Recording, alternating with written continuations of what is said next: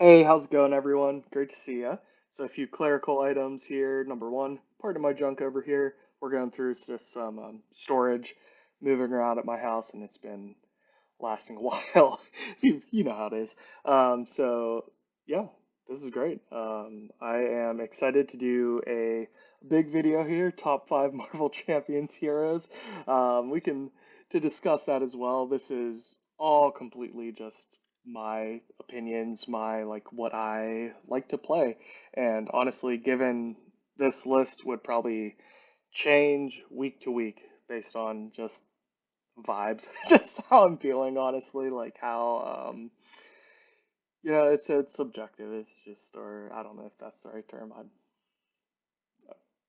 Anyway, this is going great. So yeah, no, let's take a look. Let's dive in. These are, the way I created this list, honestly, was just walking through each of the heroes, and I wrote down.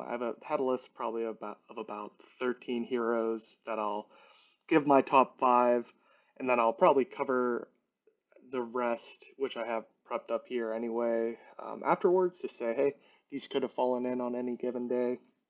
But we can run through with my top five, and then it's ironic here because we're looking at the Marvel CDB homepage, and the hero spotlight is on X-23. It just so happens to be my number five hero that I have here.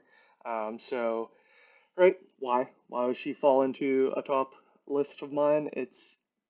Yeah, I enjoy playing her. It's the mechanic that she introduced, and at the same time, I think the relief that the community and myself felt that, hey, this isn't just a copy and paste of Wolverine.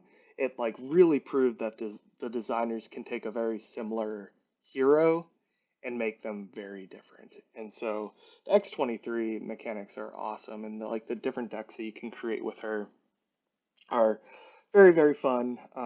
Leadership is probably the most fun with her, which uh, is great. I don't leadership's not everyone's favorite um, aspect, but I think everyone can appreciate it and like what it brings to the game. Adjust that a little bit.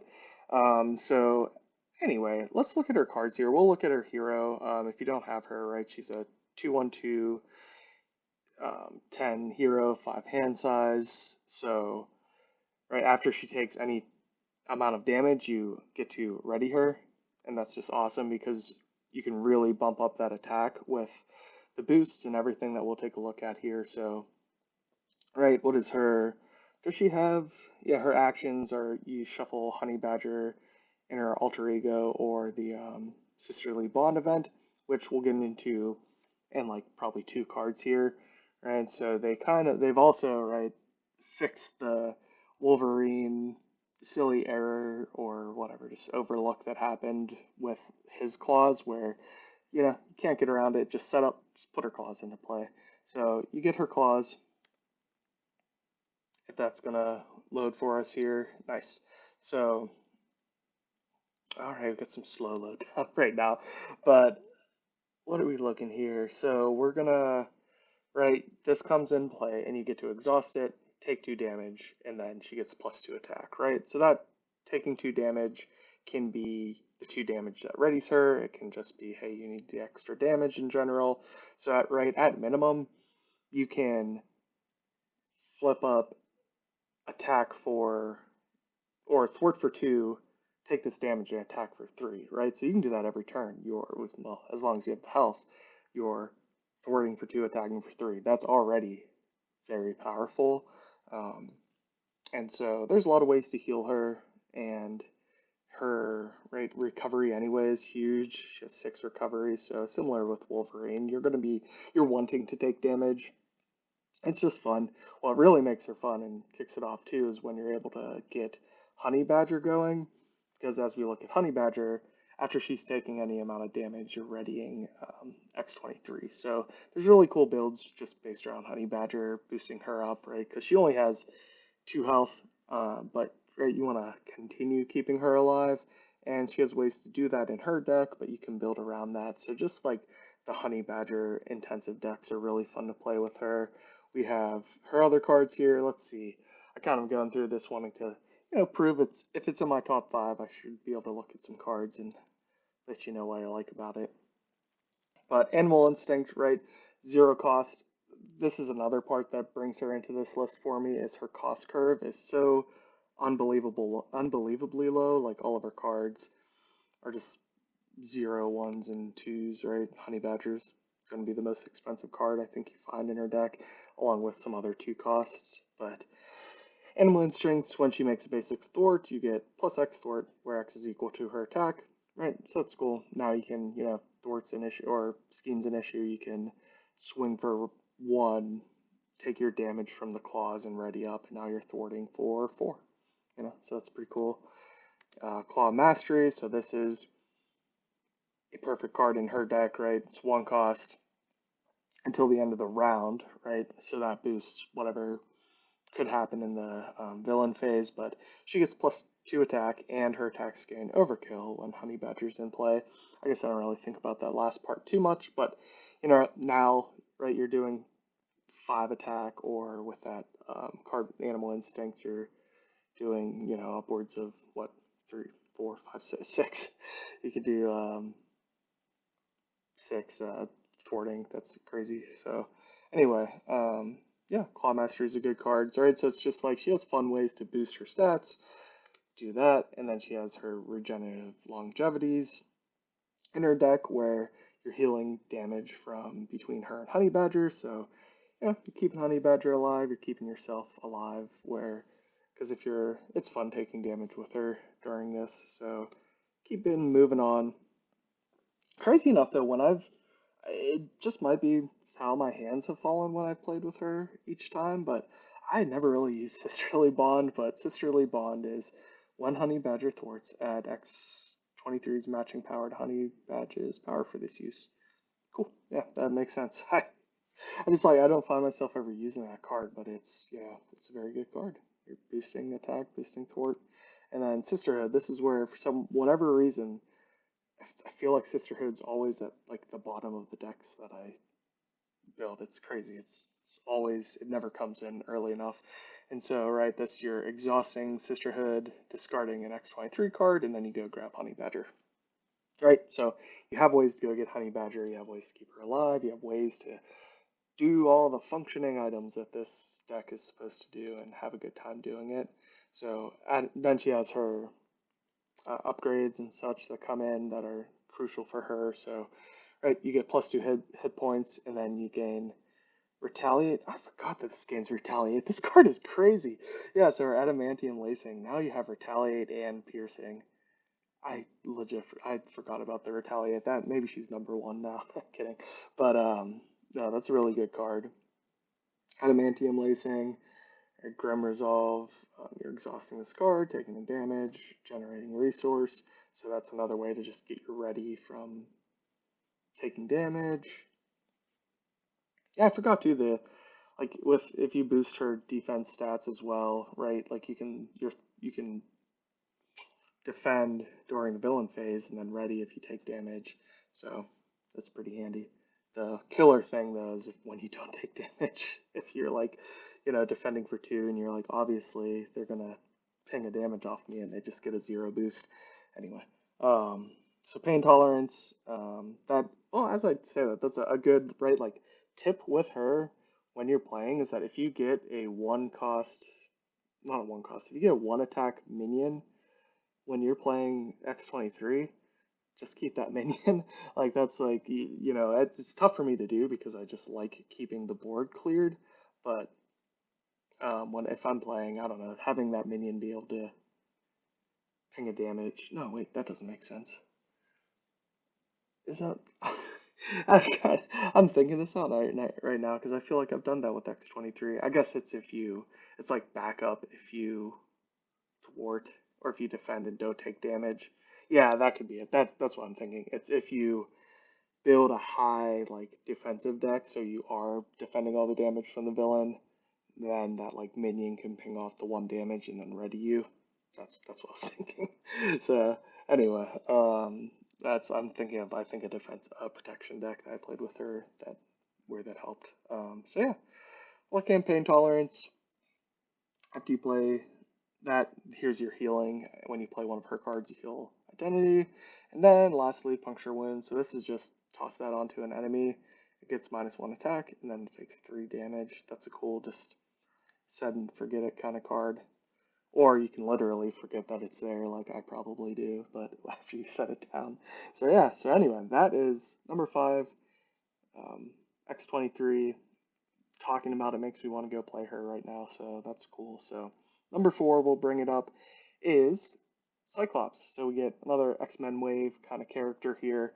Cyclops is awesome. I know, I don't know, who is it, D20 or so, whoever, like, kind of hates Cyclops, but I would, you should get Cyclops. If you're like wondering what like X-Men characters to get, Cyclops is probably the number one suggestion from me, as far as like hero packs go, because what he introduces is just so much like leadership into, like, you get all the allies, you get all the just stuff. I don't know. Cyclops feels just so good.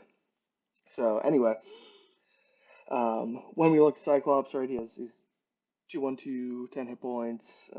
He's just fun, man. He, like, you get to include all the X-Men.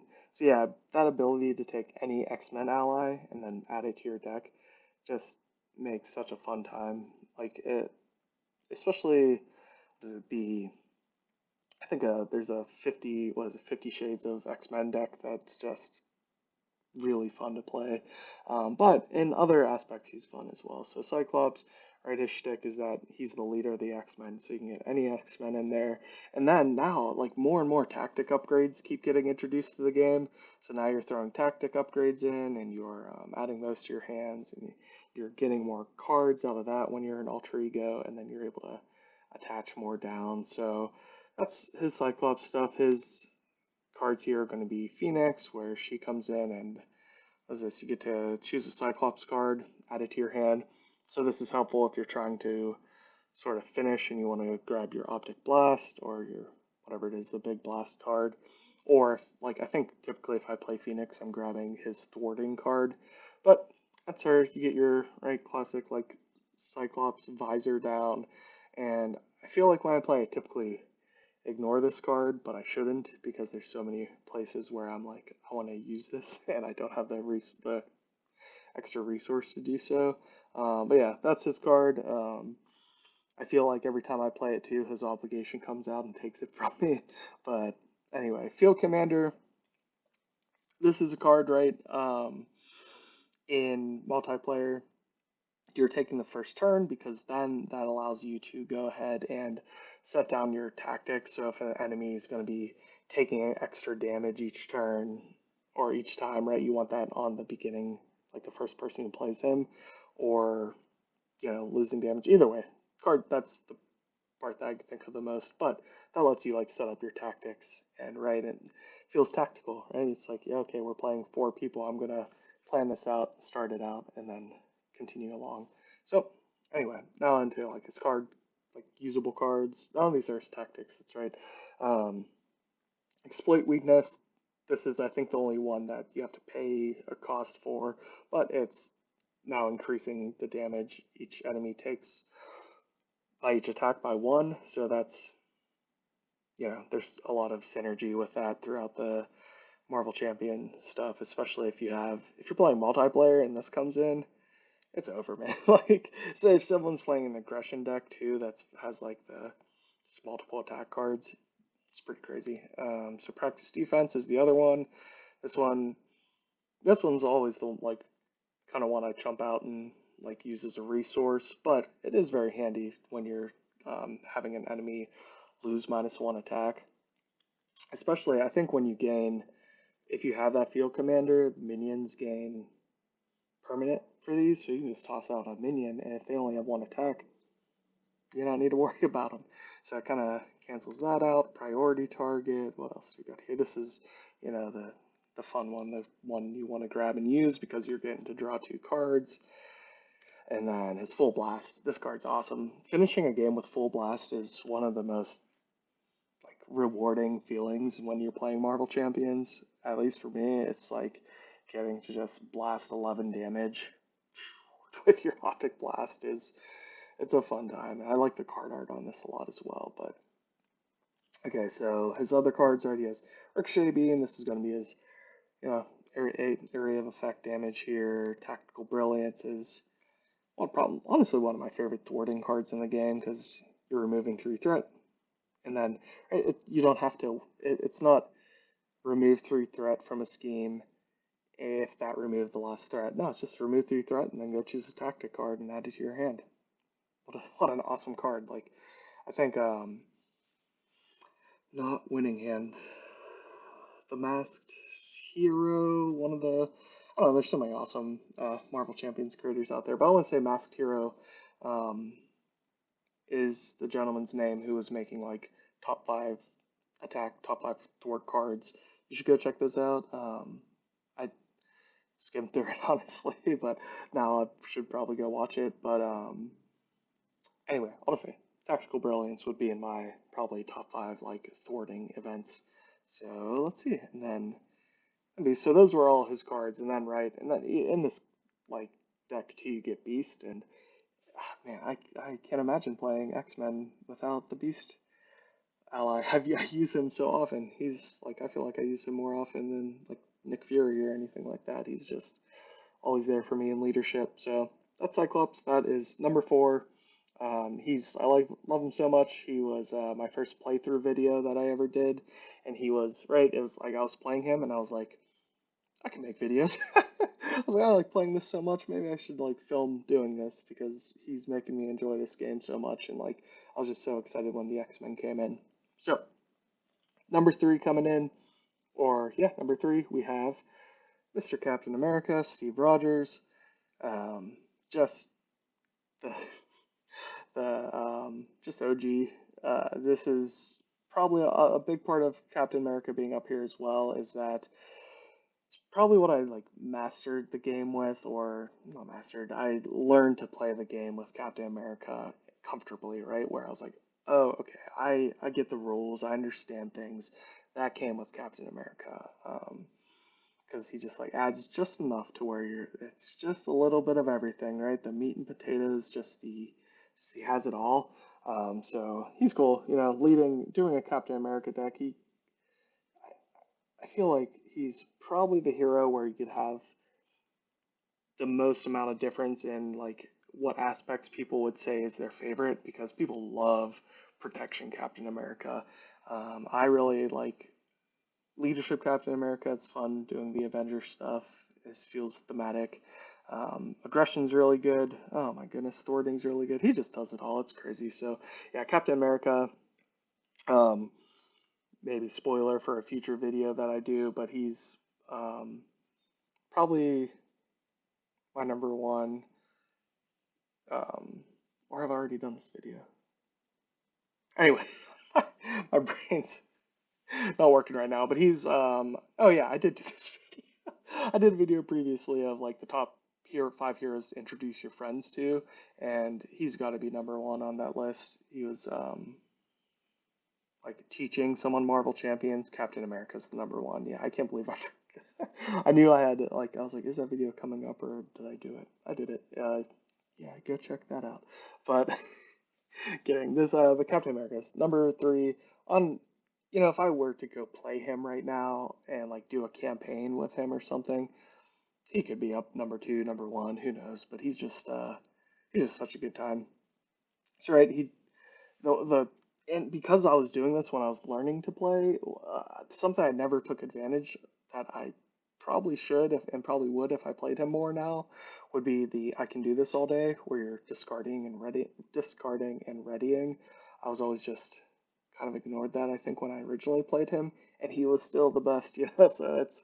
So that's an insane ability. So yeah, being able to reduce the cost each round of the first ally play is really good. So anyway, I'll just say we'll go through his cards here.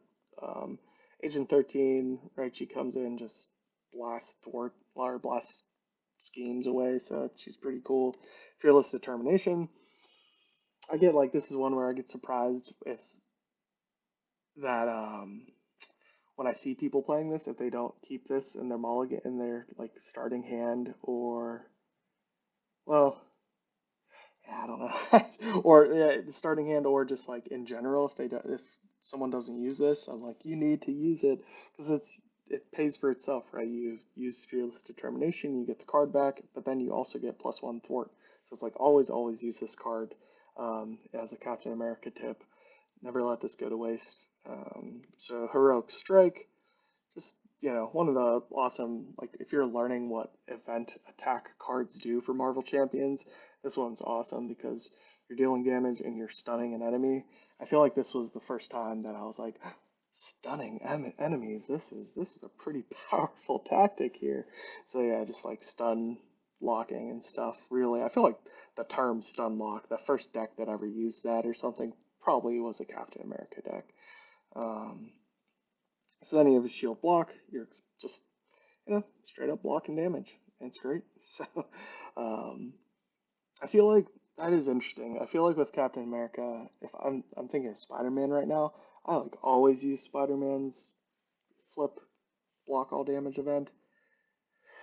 Oh man, I feel like I don't really use this. That's how good he is. I feel like I don't even need shield block when I'm playing Captain America because it's like, what kind of damage am I taking on Captain America? So anyway, now we have shield toss. This is a handy card in a sticky situation, but I don't know why I don't use it more often. It just is what it is. If anything, right, discard one card from your hand, then return. Oh yeah, it's probably because you're returning the shield, but you're dealing damage, right? It says 4 damage, even if you're just doing one. It's not too bad. Anyway, and then his supports, right? You have Steve's apartment. That's great. You're healing. You're drawing cards. And Alter Ego, his helmet, right? Even with everything he has, everything that he does, he even has an ability to just like be able to die and then not actually lose. What a crazy, what a guy. Steve Rogers, what a guy. And then now you're getting your shield, giving you +1 defense. Retaliate 1, I feel like I forget about that too. Like, not forget when I'm playing, but like just forget. Similar with X-23, like, tell me this dude has Retaliate as well. That's crazy. That's wild. So Super Soldier Serum, right? You get 2 of these, and now you're generating resources. Just I don't know. You can't talk enough about Captain America. This is just the Falcon ally, which is better than I originally thought it was. When I would see a 4-cost card when I first started playing the game, I was like, "Get out of here! That's crazy." But yeah, no. The fact that he also has just 2 resource generators built in, and I feel bad too because I'm just like hyping Captain America up. He's such a great character, and he is. But hopefully they do it justice when they start, if when they do the whatever re-release that they've teased, I guess, right? I don't know if they're doing it, but we'll find out. Anyway, Captain America. If you have him, you love him. And then so number 2, I just kind of ripped the band-aid off of there. Number two, it's Venom. Um, Honestly, again, this is one could switch with Captain America and could switch anywhere on this list. But as I was making this, I was just thinking back to the memories of playing Marvel Champions. It was Venom, because I just love Venom, and so like, yeah, I hope you can hear this and just erase all the damage that Web Warrior fanatic has maybe done in your head about hating on Venom. Which is funny because I mean it's the great part that everyone's able to have their different opinions, but man, do I love Venom. He's so much fun. It's I think part of it being the character of like Agent Venom or whatever this Venom is. But let's take a look at him, right? It can help explain.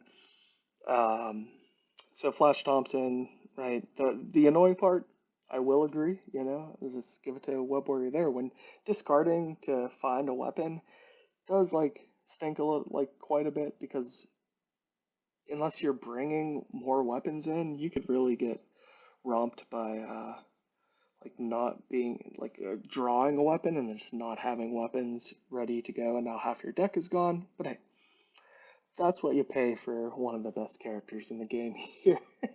So Venom, he also is just a character that does it all. I mean, if you can tell by my list as we're going through, I like to win. I play the game because like dominating and like having just really like a fun time and putting the time into it and having it come to fruition in a win.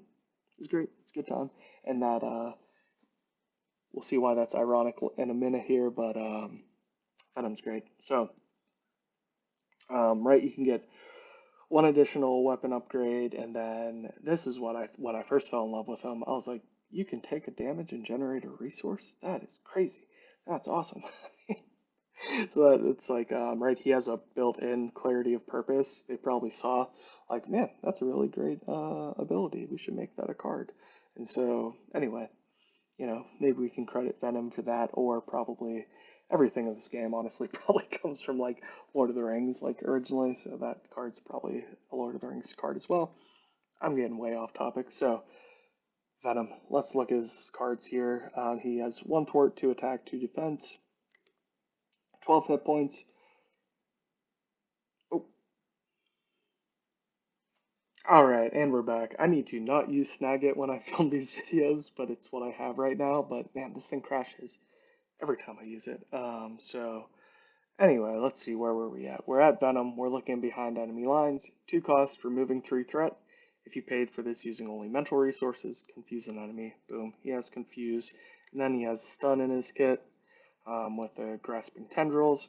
Right there, resource locked, which is unfortunate, yeah. So grasping tendrils is going to be your defense attack, right? So villain initiates attack. You straight up cancel it, and then if you paid for that using those resources, you stun the villain. So it's pretty good. It's pretty good.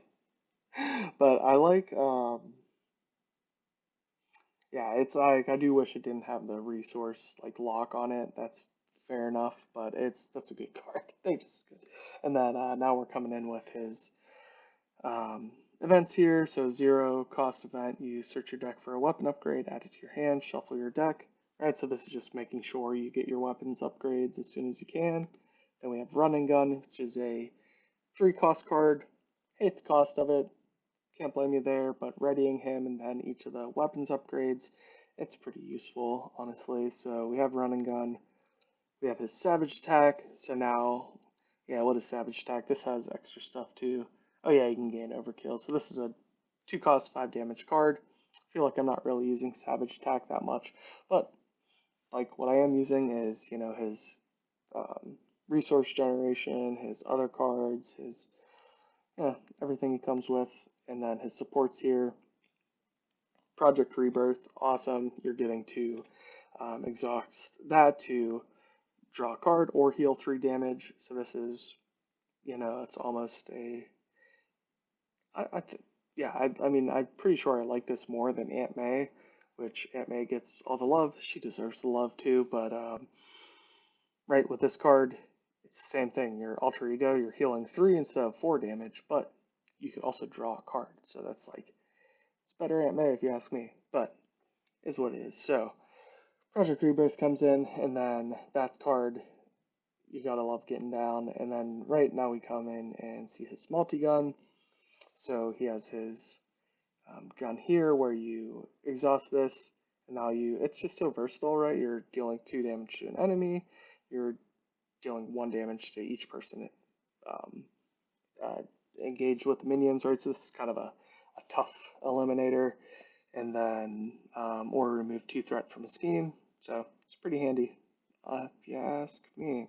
And especially if you get to ready it again with his running gun, and then you get his spider sense, which now gives you not only his own cool ability of um, generating resource. Now you get Spider-Man's ability of when the villain attacks you or initiates an attack, you draw a card.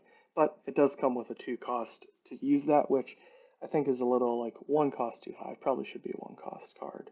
But I mean, I guess, right, if we didn't know that Spider-Man already had that ability, this 2 cost would be more than fair. Like, you'd be like, oh yeah, this is one of the best cards in the game. Um, well, that's debatable, but for myself even. But anyway, now we're coming in. He gets both of his pistols. So with these, right, when you use one of his powers, you're exhausting the pistols, and you're getting +1 for those uses.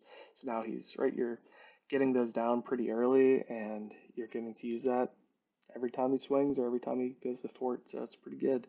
As I'm looking at the cards, right, talking about them, like my passion, I'm like, oh wow, I probably do would put like Captain America second here, but I don't know, man. It's I just always have a really fun time playing Venom. It's whatever. But the ironic part that I mentioned previously here would be that I do have a gameplay of him, and spoiler alert, this out of like I think my all my gameplays, I'm pretty sure this is my only loss because I got way too cocky, and I think I drew in this game. I think I ended up drawing two advances, both of the advances, and it's I don't know. You can't really get around that when it's funny because I played him expert. I was initially playing him in standard, and I was just like, it was like 15-minute games because I was just beating Drang so fast. And I was like, okay, I got to play him in expert then, and yeah, it happened. He thwarted me out into the abyss. So anyway, that is my number two. And now for a drum roll of number one, when I looked at these, the hero that I was like, this is my number one. This is my top hero on Marvel Champions. It has got to be Ironheart, Riri Williams. It's like Ironheart's so good. And so it's the mechanics that it introduces as well, right? It gives, the idea that, hey, Fantasy Flight Games is willing to produce a hero with multiple hero cards. And then you think, oh, wow, that thought of, like when Moon Knight comes into the game eventually. Hopefully that they have to. But it's like, oh yeah, he can maybe actually will have the um, like separate hero card deck that is mimicked in not mimicked, that's used in like the homebrew community um, Moon Knight, which is awesome. So anyway, Ironheart, she's awesome. Let's see, let's take a look. So you start out at her like base, right? So this is the other, well, I guess the first example maybe of like we can do a hero like Iron Man, but it's not Iron Man and it's very, very different. So you're getting to go through this game building her suit and you're focusing on removing progress counters, or gaining those so that you can then remove her and then you swap her with the next version. And there's just so many ways you can get counters in this game that it's crazy. So we look at this. They don't have any images for the second version, but um, right, it's I think what is it? When you flip, you get to ready her, and then right, so you're attacking for two. You get to ready and then swap to version two, and then from version two to version three, you're readying her and you're giving her a tough status card. It's crazy. So number three comes out with the tough, and then right, her alter ego is staying the same throughout all this, and then the third one is when the game just ends pretty much because you're removing one progress counter. This is a hero action. It's not like limited by any means, and that's what I think when I initially played with her, I forgot about. Still loved her, and then when I recognized that, like, oh, I can just take off 12 counters and do 24 damage to an enemy, or two at a time, right? And it's not an attack, so you're not taking a retaliate. It's just like ends a game, so it's pretty crazy. So yeah, that's what she does. Let's take a look at her cards. She has Brawn, who is very, very cool ally. So when you bring Brawn in, right, he's four costs. So what does he do to justify that? When he's exhausted, you get to generate a resource, right? So now you're generating resources with him. So I don't think I've really built out decks that take advantage of this or played one, but there's got to be on Marvel CDB one that like uses the um, leadership cards, not noble sacrifice, maybe teamwork or whatever, where you exhaust, add that to your teamwork's got to be awesome with Braun. That's what I was thinking of. You exhaust him, you had his three attack to your attack or two thwart, and then now you're getting to generate a resource, and he's not taking damage. That's pretty cool. So Braun's an awesome ally, and as I'm saying this, I'm like a sidekick deck with Braun using the not the get readies, the teamwork stuff. Could that work? Sounds pretty expensive with an expensive ally, but I don't know. Sounds fun. So then we get her cards, which are awesome. Her flyovers and photon beams. I'm using these so much when I play her because what is it? You remove 3 threat from a scheme and you place a progress counter on her. But then you're placing 2 progress counters on her if it removes the last threat. So that's just amplifying your counters because most of the time you can get a um, especially if you're playing in solo. I probably should have said that at the beginning here that pretty much all of, and the sun is really beaten down in different places right now, but pretty much I play this game 99% in solo. So all this stuff is like solo advice here and solo thoughts. So this is flyover, you're moving threat. Photon, right, is the attack version of this, where you are dealing 4 damage. Like, if it takes out that enemy, you're getting 2 progress counters. That's a little more difficult, right, than the thwarting the 3 off because now you're mostly depending on a minion being in there to be able to get those 2 counters, but still a very good card. New and improved, I never used new and improved. Or I don't know. I feel like the 3 costs on this. I just what do? You choose X. I don't use this until maybe like end game, and even then the game's ending. So choose X different options where you're on your version number, right? And so choose X different options. Yeah, now you're readying her. You can give her a tough status card, and then you can search for an Ironheart card and add it to your hand. It's very useful. Sector Scan. Now this card, this is where Ironheart, right?